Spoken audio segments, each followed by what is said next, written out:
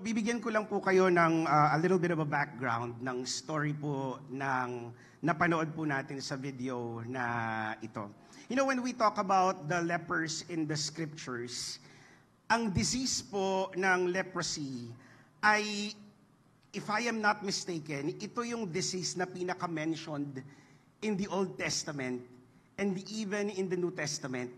I cannot think of another disease na masyadong na-highlight or na-emphasize sa Biblia at binibigyan ng chapters in the scriptures na kailangang maunawaan ng mga tao.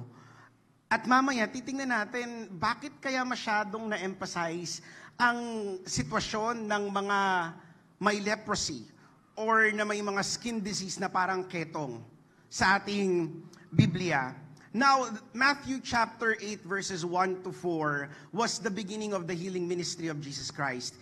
Kung makikita po natin ang buhay ni Kristo in the book of Matthew, Matthew being one of the disciples of Jesus Christ, inilahad niya po ang kasaysayan ng ating Panginoon. For the first 30 years of the life of Jesus Christ on earth, He was being prepared for the ministry.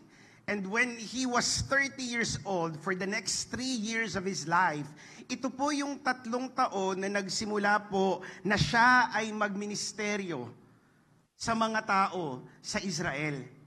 And now, yung background po nito is makikita natin bago siya nagpagaling and before he started his healing ministry, nauna po muna rito yung kanyang teaching ministry.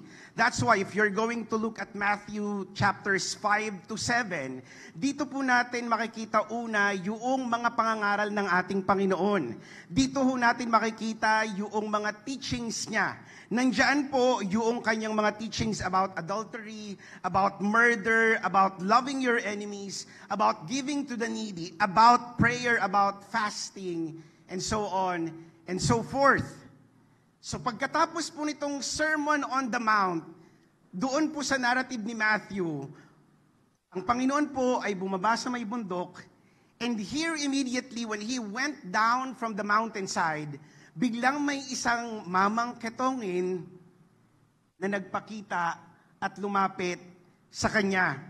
You see that these teachings, what follows after the teachings of Jesus Christ, came a succession of His healing ministry.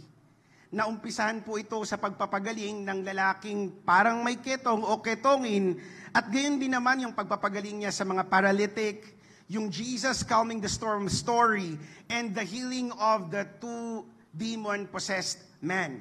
So makikita nyo rito yung transition ng ministry ni Jesus Christ. He started with His teaching ministry, after which sa Matthew chapter 5 until chapter 7, and then pagkatapos nun, nag-start na siya sa kanyang healing ministry. Now, balikan ho natin, nakakatuwa rito because at least from the narrative of Matthew, ang unang hinighlight niya was the healing of the man who had leprosy. Katulad po ng binanggit ko sa inyo kanina, when we talk about leprosy, this was a disease that was so much highlighted. Masyadong nabigyan ng emphasis sa Old Testament. Because when you talk about the Old Testament, and when we speak of leprosy, ang lepers po were thought to be cursed dahil sa kanilang mga kasalanan. Pag sinabi ho natin sila ay iniisip ng maraming mga tao na isinumpa, sapagkat ho nung mga panahon na yon, leprosy was such a mystery. It was such an incurable disease. Hindi naman po ito katulad ng modern times natin that somehow, ngayon po, hindi na ganoon karami ang merong mga may ketong or may mga disease na parang ketong. Leprosy at that time was considered as such an infectious disease, though it was not immediately lethal. Ibig sabihin, hindi agad namamatay yung mga tao kapag sila po ay nagkaroon ng sakit na ito. And so these lepers were considered as not just physically unclean, but they were also considered as spiritually unclean. Now, balikan ho natin yung kasaysayan ng leprosy or ng mga lepers sa Old Testament. Yung salita pong leprosy sa Hebrew word ay galing po sa salitang saraat. Okay? At pag sinabi natin yung saraat, Ang ibig sabihin po nito sa original word sa Hebrew was stricken by God. It was like that person na merong sakit noon was cursed by God Himself. Now, one of the main reasons kung bakit they were thinking that these people were stricken by God, because unang-una, hindi nila maipaliwanag, paano nangyayari to? At bakit parang wala tayong solusyon sa sakit na ito? Now, what we have to understand though, that biblical leprosy is very much different from what we know now as the modern type of leprosy. Ngayon po kasi pag sinabi nating modern type of leprosy, we are talking about Hansen's disease. Okay. But, when we talk about leprosy po kasi, hindi lang po ito yung parang may natatanggal na mga bahagi ng katawan mo, may mga deformed na bahagi ng katawan mo, but the symptoms are very much different from what we know as ketong at the moment. So when we talk about the word saraat, which was translated as leprosy or ketong, sa wikang Pilipino, sa Biblia natin, it doesn't necessarily follow na ito po, ang ibig sabihin nito, ay yung ketong sa pagkakaalam natin sa kasalukuyan. Because again, yung simptomas po ay iba-iba. Medyo napakaaga para pag-usapan natin ang bagay na ito. Ano po? Baka ako medyo bubusina ako ng konti. At baka may masok sa atin, kaya po I tried at least yun pong ipapakita kong litrato dito will not be too graphic. Okay? Pag pinakita ko po sa inyo. Now, you know, this disease was so much mentioned in the Bible that at least for more than 40 times in the scriptures, the word saraat, or yung word na sakit na parang ketong was mentioned for more than 40 times. And as I said a while ago, this disease was such a mystery. Incurable siya sa mga panahon na yon. And a big chunk of the Old Testament ay nagbigay ng emphasis sa sakit po na ito. In fact, in the book of Leviticus, pag sinabi nating Leviticus, this is what? Genesis, Exodus, Leviticus, this is the third book in the Old Testament. And when we talk about Leviticus, these are instructions.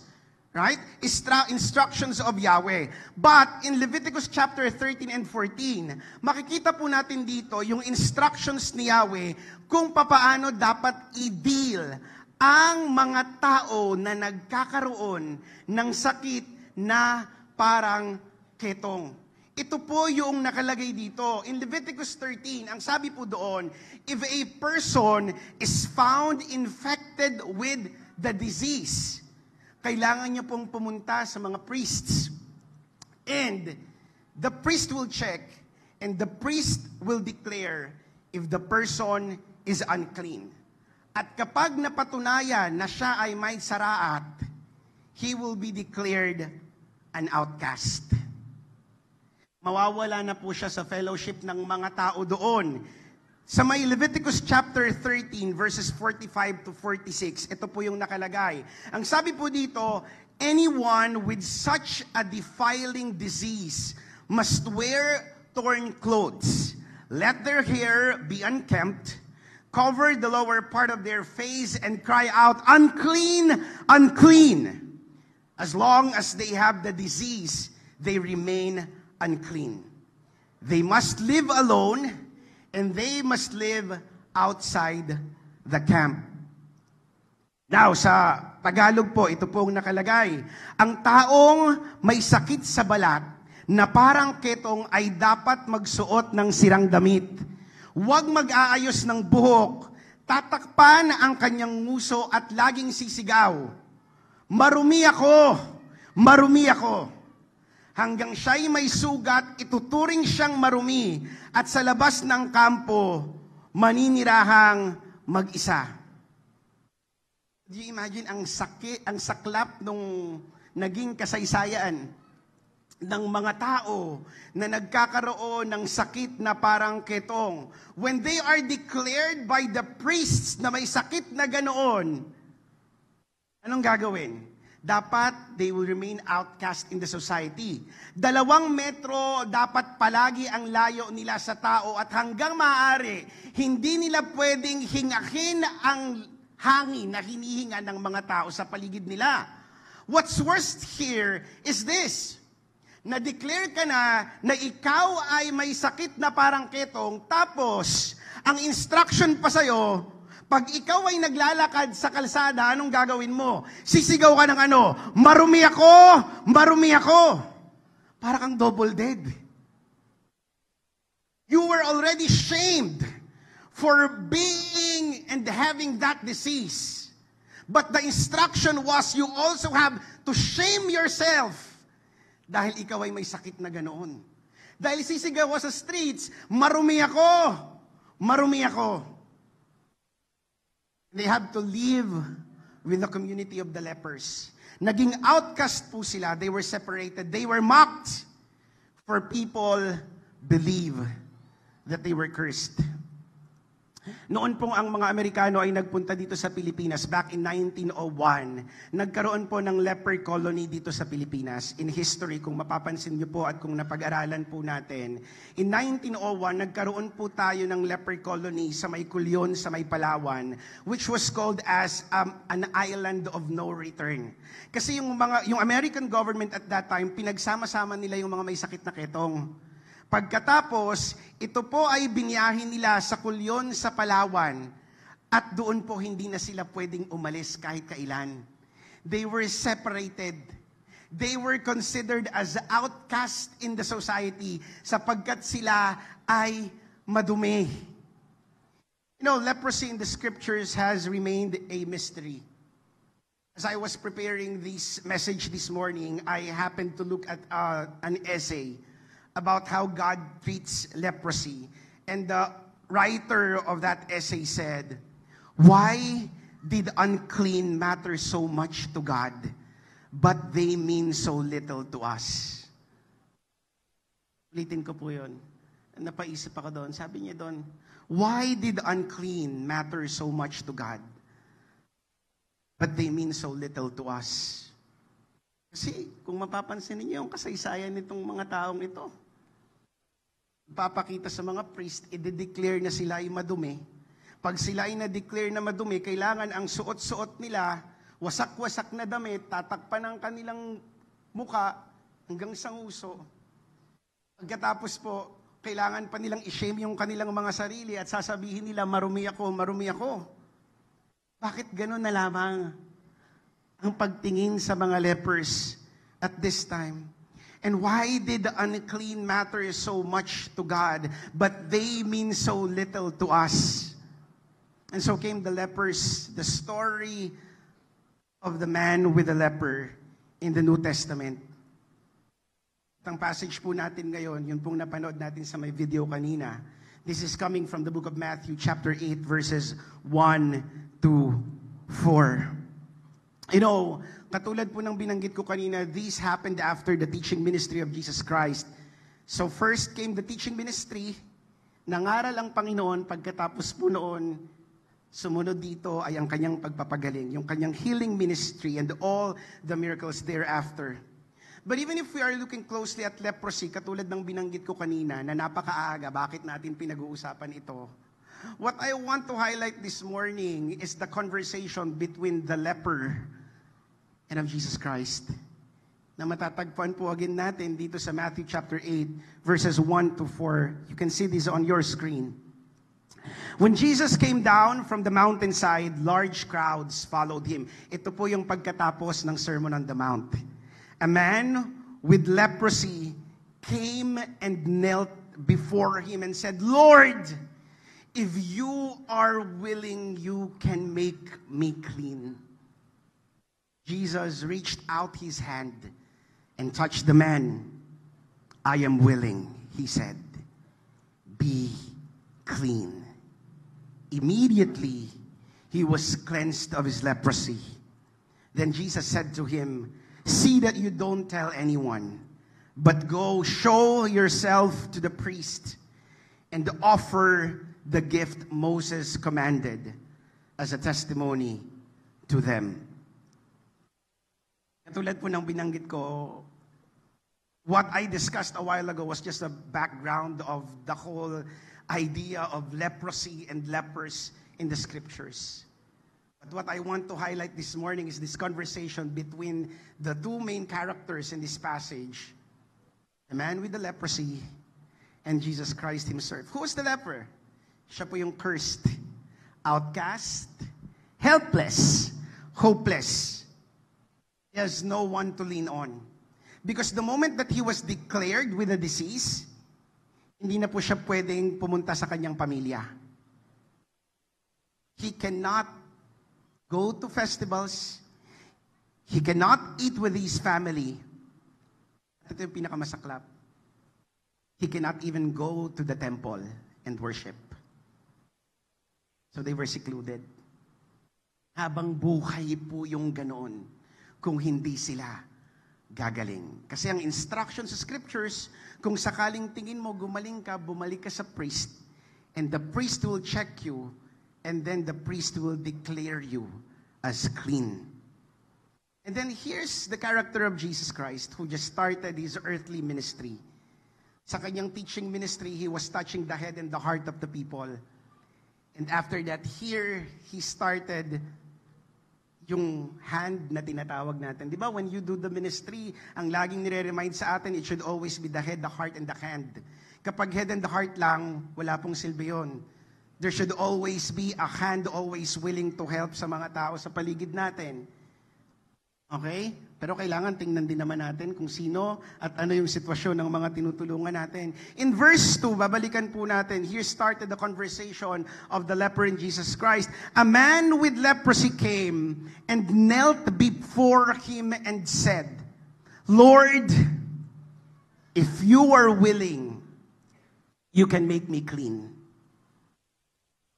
A man with leprosy came and knelt. Lumapit itong lalaking ito na may sakit na parang ketong, pagkatapos siya po ay lumuhod sa ating Panginoon. Gusto ko po, binabalikan ko yung Greek translation nito para makita ko kung ano ba yung ibig sabihin nito. And the word that was used in Greek was prosekone. Yung Greek word na prosekone, it came from the word proskuneo, which means I worship. So kapag tiningnan mo yung literal translation nito sa may scriptures in the original, a man with leprosy came and was worshiping God. Pero sa translation sa NIV, ang ginamit nila, a man with leprosy came and knelt. Lumuhod sa harap ng ating Panginoon. Bakit niya po ginawa yun at bakit yun yung ginawang translation sa English, sa Biblia po? You know, these outcasts, he was helpless. He was hopeless. Dahil sa kanyang sakit, he was defiled. He was considered as unclean. Pero isang bagay na totoo sa buhay niya, he was still a Hebrew. Isa pa rin po siyang Hebreo. At sa mga Hebreo, hindi ka basta-basta pwedeng lumuhod sa kahit na sinong tao. Because they know very well that bowing before anyone, kneeling before anyone is only ascribed to God. That's why even though he was an outcast, he was helpless, he did not forget that he was a Hebrew. And as a Hebrew, ang kanyang pagluhod sa harap ng ating Panginoon is him declaring that Jesus was God. Saan ba nanggaling tong leper na to at bigla na lang siyang sumulpot? No, Jesus, when he was starting his teaching ministry, by word of mouth, maraming nakakarinig. Dumalabas sa ibang mga tao, sa ibang community, yung kanyang mga sinasabi. And I believe that this leper was one of those who heard the good news of Jesus Christ. And when he heard the good news of Jesus Christ, he knew very well, this is the Son of God. That's why the man came to Jesus and knelt before him. In the original, the man came to Jesus and worshipped him. You cannot just before anyone among the Hebrews, because that will be a sign of blasphemy kapag ginawa nila yon. And that was a gesture that this man with the leper knew very well that this man, Jesus Christ, was the Son of God. He did not only beg to be healed, he worshiped him. And so even before he came to Christ, dun sa mga narinig niya, sa mga teachings ng ating Panginoon, he believed that Jesus was God. He came to him. He humbled himself to him. And he knelt in worship. And having worshipped, this man said to Jesus, Lord, if you are willing, only if you are willing, you can make me clean. You know what I love about these words coming from the leper? Is that he know very well that Jesus as God is powerful. And definitely, kaya niyang pagalingin ang lalaking ito. But there was a respect dun sa power ni Jesus because ang sabi niya, Lord, it's just like me rephrasing this, Lord, I know that you're God. I am kneeling before you. I'm worshiping before you. I know that you are powerful. But he has this respect on the power of Jesus Christ when he said, Lord, if you are willing, I know you can heal me, but if you are willing, you can make me clean. He was very much confident na kaya siyang pagilingin ng ating Panginoon. And then what happened? This was the response of Jesus Christ in verse 3. Jesus reached out his hand. Anong ginawa niya? He touched the man. And what was Jesus' response nung sinabi ng leper na ito? Lord, if you are willing, you can make me clean. What did Jesus say? I am willing, he said. Then, anong sumunod doon? Anong sabi niya? Be clean. And immediately, he was cleansed of his leprosy. You know, this was a bold move coming from Jesus Christ himself. Because unang-una, he was going against the law prescribed in the scriptures. Ano ba yung batas kapag ikaw ay nasa harap ng mga leper? Hindi ka pwedeng lumapit. Right? Baka mahawa ka. That's why sa video na pinanood nyo kanina, the disciples even were telling Jesus Christ, Jesus, no! Huwag kang lalapit sa Kanya. Because they know very well the instruction in the scriptures, in the law, na hindi sila pwedeng lumapit. But here was Jesus Christ defying the law itself. What did he do? He reached out his hand and touched him. Lumapit siya sa lalaking parang may ketong at hinawakan niya ito. He was defying the law in the Old Testament. Kapag nalaman to ng mga Pariseo, ng mga Saduceo at ng mga priests at that time, yari siya. Because he will be declared as unclean also dahil nilapitan niya itong lalaking may ketong. But why do you think Jesus defied the law? This is such a beautiful story when Jesus Christ touched the man and said, be healed. It was very meaningful. You know why? Because since the time that this man with the leper was declared unclean, hindi natin alam, wala namang nakalagay sa scriptures kung bata pa lang siya noong nakita at na-declare na siya ay unclean. We don't know. We can only infer. But this man, since that time, had no any physical human contact with anyone. Walang nagtangkang lumapit sa kanya. Walang nagtangkang humawak sa kanya because everybody thought that he was cursed. But here was Jesus Christ, lumapit sa kanya, reached out to him, and touched him. Yung taong pinandidirihan. Lahat ng mga tao sa paligid niya. And all he had were judgments from the people around him. Here was Jesus Christ reaching out to him and touching him and saying, I am willing, be healed. And immediately after that, what happened? He was a leper no more. He believed in Jesus Christ. He healed him. And that was the beginning of a new story sa buhay niya. Jesus healed him. In verse 4, ang sabi po dito,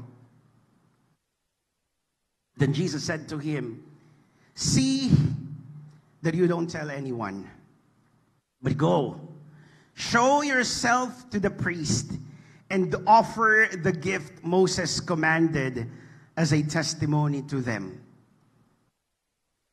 I was thinking, bakit sinabi ni Jesus Christ sa kanya, see to it that you don't tell anyone. Kang magsasabi sa kahit na kanino. Go show yourself to the priest. Pumunta ka sa priest and show yourself. Let's answer those questions. Bakit sinabi ni Jesus Christ, huwag siyang magsasabi sa kahit na kanino nang nangyari? Jesus at this time was starting his ministry, and it was not time yet for him to be revealed to everyone that he was the Son of God. He was waiting for that perfect moment for him to be revealed to everyone that he is the Christ.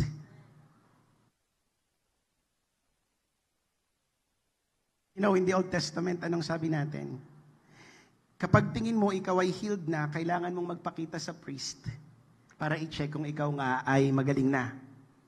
And this is what Jesus Christ did. Anong ginawa niya? Sinabi niya dito sa lalaking ito, go show yourself to the priest. Bakit?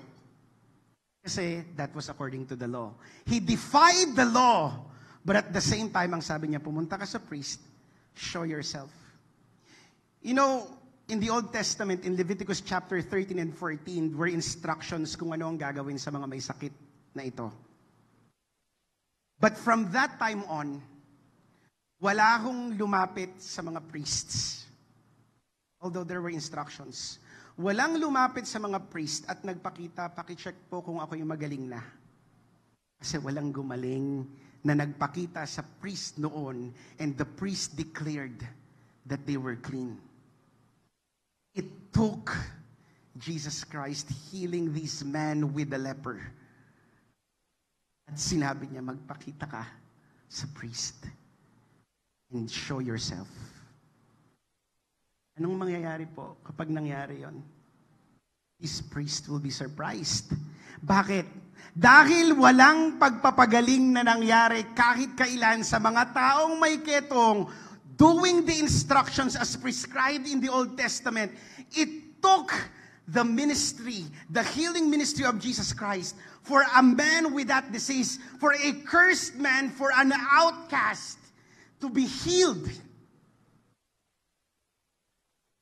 You know, this story of the man with the leper, ang pagpapagaling ni Jesus Christ dito is considered as one of the 3 messianic miracles. Pag sinabi nating messianic miracles, ang ibig sabihin po nito, ipinapakita dito na ang Panginoon ang tagapagligtas. There were prescriptions in the Old Testament na magpakita sa priest. But from that time on, until this time, wala hong lumapit sa mga priest. It took Jesus to heal this man with the leper, and him telling this man, go show yourself to the priest. The leper was cleansed from being an outcast. He was healed. He was restored.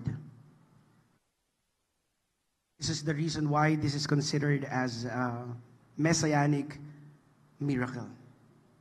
Yung complete healing na naranasan mismo ng lalaking ito.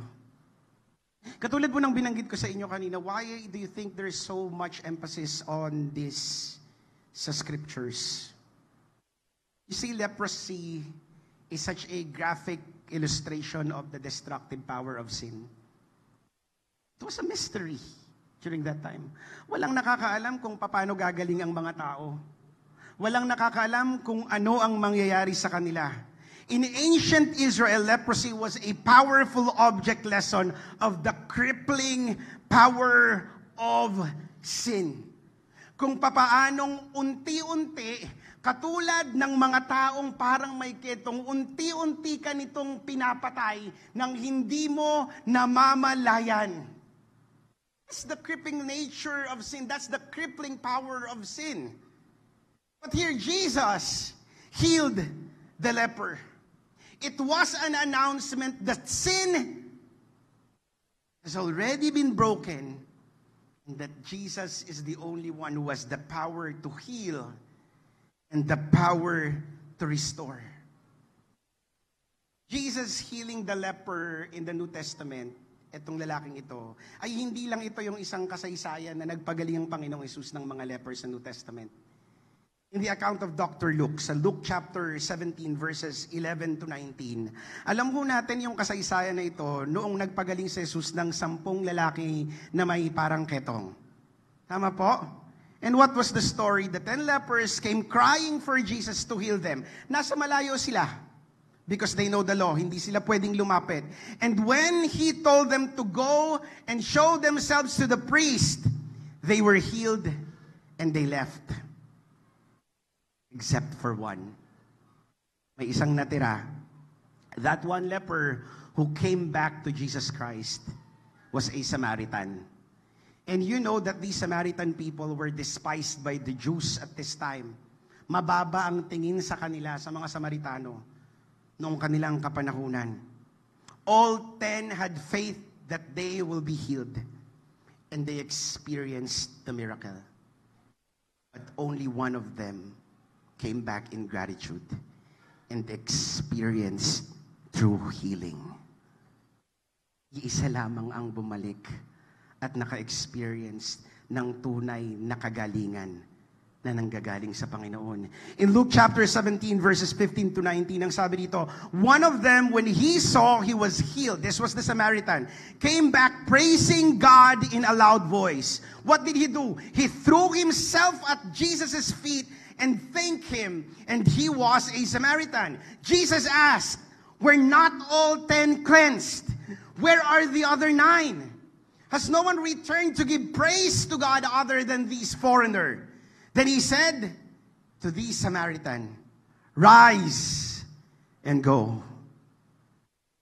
Your faith has made you well. All of these 10 lepers experienced the miracle of Jesus. But only one came back in gratitude and experienced true spiritual healing. You know, hindi ipinagkait ng Panginoon yung miracle niya sa 10 may ketong na ito. Pero iisa lang yung nakaunawa ng totoong nangyari sa kanya. And when he realized it, what did he do? I like the vivid description in the scriptures. He threw himself. Parang kung ikaw, you will be throwing yourself at someone, how does it look like? Wala kang pakialam kung masusugatan ka. Because you realized you were healed. He threw himself to Jesus Christ and at his feet. Nagpasalamat siya sa kanya. And in verse 19, Jesus told him, rise and go, your faith has made you well. This is when he experienced not only physical healing, but he experienced spiritual healing. You know, minsan, sa ating mga tao na pumupunta ng simbahan, sapat na natin na nakikita na meron tayong nakitang miracle na may ginawang kabutihan ng Panginoon sa buhay natin. Pero hindi sa lahat ng pagkakataon, bumabalik tayo sa Panginoon para magpasalamat at mauunawaan natin kung ano talagang pagbabagong ginawa ng Panginoon sa buhay natin. Because if we understand, we will always come back to God in gratitude and we will be lepers no more. We will not go back to the old life that we have. That's how we become grateful to God. Just like what this leper did. You know, we all once were these lepers in the scriptures. Excluded, abandoned, helpless, defiled, outcast. Hinusgahan ang pagkatao natin. Inandirihan tayo ng mga tao at maaaring sa ngayon, ganin pa rin yung nararamdaman natin. We all have those shares of stories. But Jesus changed that story. Binago ng Panginoon yung kasaysayan natin. I hope that in gratitude we remember Yung mga unang panahon na iniiyakan natin ng Panginoon. Unti-unti niya tayong hinahango doon sa kasalanan na maraming ginawa natin. And we will always come back to gratitude. In gratitude to God. And in gratitude. This is our prayer this morning, that we will become lepers no more, because Christ has said, be clean.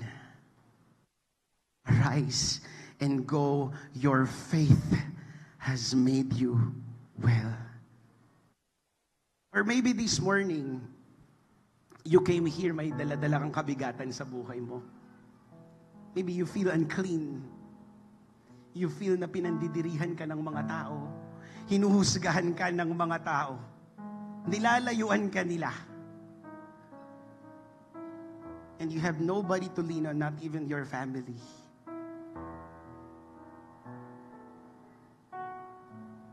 And here's the word of the Lord this morning. Ano man yung nararamdaman natin ngayon, you are sick, you come to God. You are troubled right now and you are at the end of yourself, you come back to God and you say, Lord, I know that you can change my story. If you are willing, I know, Lord, that you will be able to restore me. I know, Lord, that this is not the end of my life. That if you are willing, you can make me clean. You can restore me back to you. Pumunta po tayo rito, iba-iba tayo ng story sa ngayon. May mga problema. You're asking, Lord, I know if you are willing, you can change my story right now. And here's Jesus telling those lepers in the scriptures. These were not just stories in the Bible. These are God's words saying, I am willing.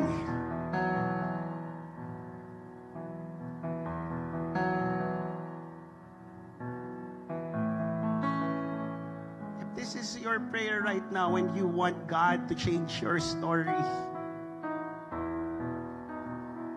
tayo po ilalapit sa Panginoon. Marami tayong mga bagay na hindi tayo nasasabi sa mga tao sa paligid natin. But here's Jesus Christ. We can throw ourselves to Him and come to Jesus Christ and say, Lord, restore me. Believe God's word when He said, I am willing. Be clean. Tumayo po tayong lahat. And at this time, lumapit po tayo sa Panginoon. And I hope that the Lord is speaking to you right now. Sa buhay mo, na sa tingin ng mga tao, you are cursed. Wala nang magbabago sa buhay mo. Hindi ka nagagaling sa sakit mo. Hanggang dito ka na lang. No! Jesus Christ said, I am willing. Let's come to the Lord right now. Speak your prayers to the Lord individually. Close your eyes and tell your story to the Lord. Lord, ito ngayon, ito ang sitwasyon ko. If you are willing, you can change my story. If you are willing, you can make me clean. If you are willing, you will be able to restore me.